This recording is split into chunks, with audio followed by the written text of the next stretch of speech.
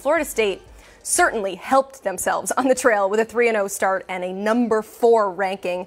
But what have you seen from the Noles that has not only made them a potential title contender, but also appealing to some of the top prospects this cycle? Emily, from a visibility standpoint, they really had the stage early on, right? That first weekend of college football. They play on a Sunday. What's every recruit doing on a Sunday? Not doing their homework. They're watching the Florida State LSU game. They were able to beat that number 5 ranked LSU team on Sunday. And a lot of recruits, I think, were impressed with what they saw. This is Mike Norvell's 4th year now, so he has his own recruits in Tallahassee. He has his own roster already, and I think given the noise that we had heard in the state of Florida from the likes of Miami, from the likes of Florida with new head coaches, it was really important for Florida State to come out of the gate really hot. And I think it validated what some players, what some recruits were able to do from a decision-making standpoint over the offseason. KJ Bolden, right, committed to Florida State over the likes of Alabama, Ohio State, Georgia. Several others are still trying to flip him. Manasseh Tete flipped from USC. These are players that I think needed to see that Florida State is potentially back, and now they are inside the top 35 nationally in terms of yards per game, so they're attractive on offense. They're also top 7 in scoring per game. This is now, I think, a team that can really ascend not only on the field but in the recruiting rankings as they continue to pitch and push for the trajectory of what this program is headed. Yeah, definitely a sleeping giant for the last few years, but it's good to see them do it on the trail because it's been a lot of portal lately, and so to have that all come together, it's dangerous. It's going to be an exciting game this Saturday, too, against Clemson. Let's go. I can't believe I'm saying this, but Alabama is a team that you've said has potentially hurt themselves on the trail. I mean, if you look at their top 5 2024 class, you still see a lot of stars, obviously a lot of wins left on the schedule here, but what about their early season performance has them taking hits on the trail? Well, I was very hesitant to send out this text message to our producer who asked me who had hurt themselves. This is Alabama. They're still going to recruit at a high level. They're still going to win a lot of football games. But for the first time since I think it was 2015, they have fallen outside the top 10 in the Associated Press poll. And I think that has hurt Alabama in the eye of the recruit. I think, they are able to really attract talent from coast to coast, as evidenced by West Coast commits like Julian Sain, the 5-star quarterback from California, as well as Xavier Brown, the big-time corner from California. But that loss to Texas at home and what they showed this past week, really struggling against South Florida, especially on offense, I think should be cause for concern. There should be some alarms ringing, not only in Tuscaloosa, but I think throughout SEC country, because I think a lot of coaches are going to start to see some blood in the water and wonder, okay, could we take advantage of this? And I think that's what's hurting Alabama is the perception of maybe this program taking a step back and not being what it has been in the past. That whole conversation was just insane, but obviously, a step back is still not that far down the road. And on the positive side, recruits could potentially look at this as an opportunity, especially on the offensive side of the ball, to play early. Let's go to the flip side, though. Texas has certainly been helped by that win over Alabama. So what has stood out to you from the Longhorns through the first quarter of the season? For me, it's defense, Emily. I think we munch on this quite a bit, right? We always talk about Texas needing to recruit on the defensive side of the ball. Well, right now they have a top 25 defense in terms of yards per game. They also have a top 30 defense nationally in terms of points allowed.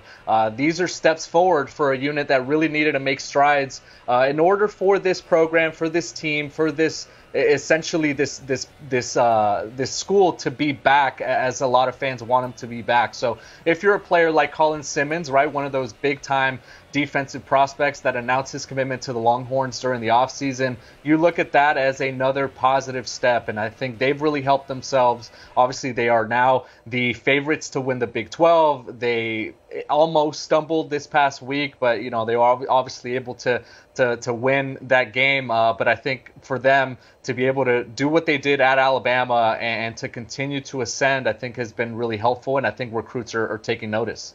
Yeah, you heard Steve Wiltfong just a few minutes ago talk about how they're really in the running for Ryan Wingo, and that is the recruitment that has been really heating up lately. Okay, nobody was really sure what to make of Kenny Dillingham's first season at Arizona State. They got that win week 1, but have dropped 2 since. It's definitely rebuild mode, I'll call it, especially with this self-imposed bowl ban. But progress always helps on the trail, as long as you're seeing that, even in year 1. So what has you worried, though, 3 games in?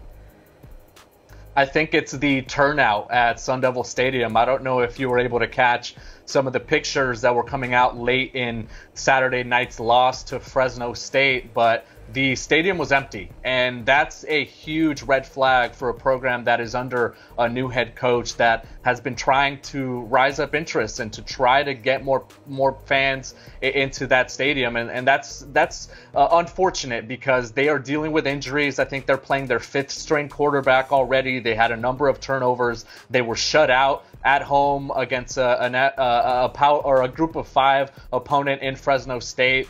So that's not a good sign either, especially for a coach that has been, in a way, really pitching his offensive mindset and pitching the ability to bring in playmakers on the offensive side of the ball. I think recruits are looking at it and wondering, okay, what's going to happen if I go there? You know, they announced that self-imposed postseason ban before the season, so I don't know how motivated the current roster is, and that's going to affect, I think, what recruits look at them in terms of an appeal standpoint. Then you look at what Arizona's doing down the road, landing the likes of Elijah Rushing, flipping Damon Williams from Ole Miss, the big-time quarterback there from their own backyard. I think these 2 programs could be headed in opposite directions from a recruiting standpoint. So not a great start for the Big 12-bound Sun Devils. A few other West Coast schools are going in opposite directions. I'm talking Stanford, I'm talking Washington. To discuss that, we're bringing in national recruiting editor Brandon Huffman and to kind of touch on what Stanford has done, what Washington has done. And Huff, let's start with the Cardinal. You know, they are right now a program that's wounded, a program that hasn't really been doing things on the field. They had made a huge jump in recruiting. They currently have a top 25 class. But when you think about what they've done on the field, losing to Sacramento State this past weekend, you know, how do you assess what they could be potentially doing as a recruiting power?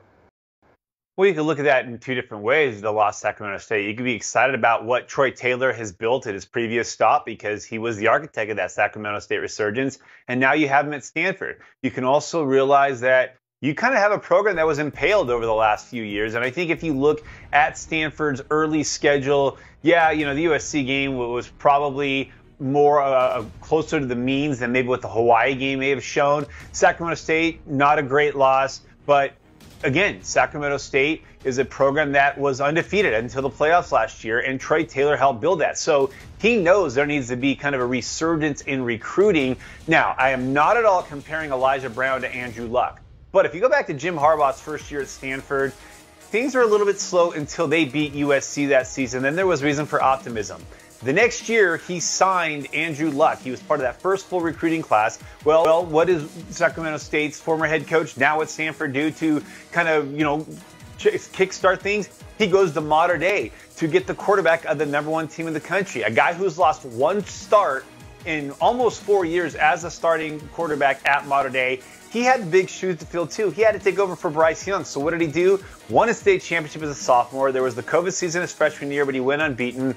Lost in a 4th quarter lead to St. John Bosco. Otherwise, they would have three-peated. And now they're the #1 team in the state in year 4. With the quarterback situation, one of the things that's hurt Stanford historically, their unwillingness to go into the portal. Well, they've got a quarterback out of the portal this year in Justin Lamson, and he just hasn't been the right fix. You have Ari Patu there, so sometimes you need to go to the youth movement relatively quickly. You look back to what Chris Peterson did at Washington in year 1. He started Jake Browning from the get-go, ended up in 3 New Year's Six Bowls, won 2 Pac-12 titles. Elijah Brown's the kind of quarterback that's going to be able to come in and have a chance to play. So yeah, I don't see Stanford in danger of losing any of the recruits, especially knowing they're going to the ACC. But Troy Taylor certainly has his work cut out for him there on the farm. 1-2 to start off the season, and they suffered 2 decommitments recently on the recruiting trail. They did find a new home in the SEC where they will begin playing next fall. How do you think that has impacted recruiting when you think about recruits and potentially maybe playing some away games on the opposite coast?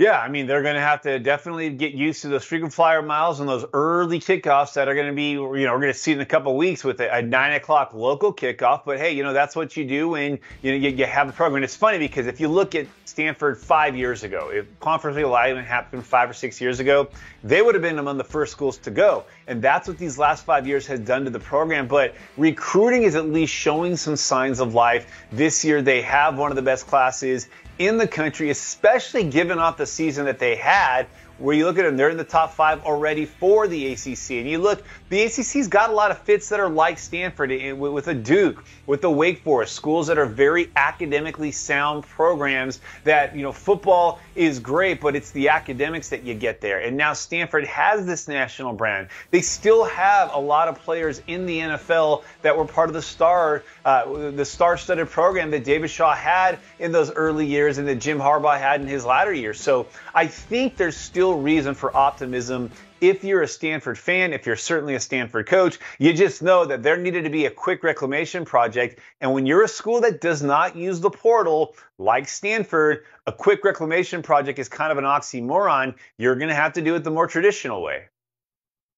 Yeah, let's move on to Washington now. They are 3-0. They are number 8 in the AP poll. And when you look at the analytics, they're one of the most efficient teams in college football. They have the rating, I think right now, a guy that's leading the Heisman Trophy conversation, Michael Penix Jr. But this is a program that isn't seeing the results on the recruiting trail. They are one of the top teams in the top 10 nationally that does not have a top 20 recruiting class. Why do you think that commitment surge hasn't happened yet for the Huskies? Blair, who's the quarterback at the University of Washington right now?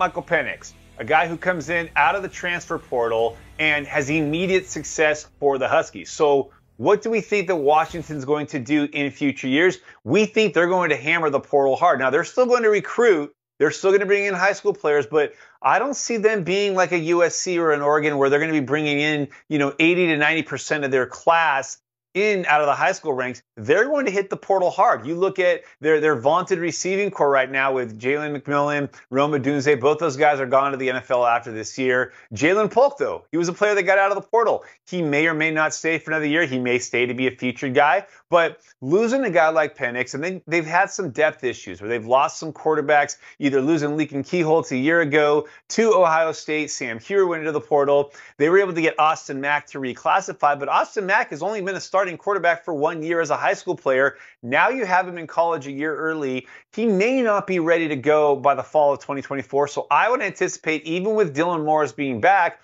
Washington is going to hit the portal at the quarterback position. But they're finding success with players out of the portal. You look at it in their secondary, you look at it their linebacking core, you look at it clearly at the skill position players where their running game. Dylan Johnson, another portal player. They're seeing that you can kind of patchwork guys. And if you look at that offense, you look at what Ryan Grubb as the offensive coordinator, Kalen DeBoer as the head coach have put together. If you're a quarterback in a system that might be holding you back, but you have that talent, all of a sudden, the transfer portal is going to be very attractive, and Washington's going to be very attractive because they'll plug and play, and you're walking into this great system.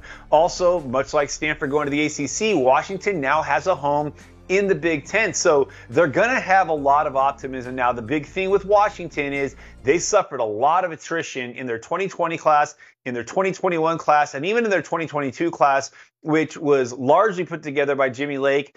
Kalen DeBoer got there. So they had a good 2023 class, but with 2024 not looking big at this point, it's probably going to be another portal heavy year. And then once you have 2 or 3 years of stability, then I think they start going back to a much more heavier high school recruiting slant to the portal. Yeah, a lot of recruits, a lot of players looking at Washington as a potential destination to catapult themselves. And obviously, Seattle is proving to be quite the platform. Huff, thank you so much for joining us.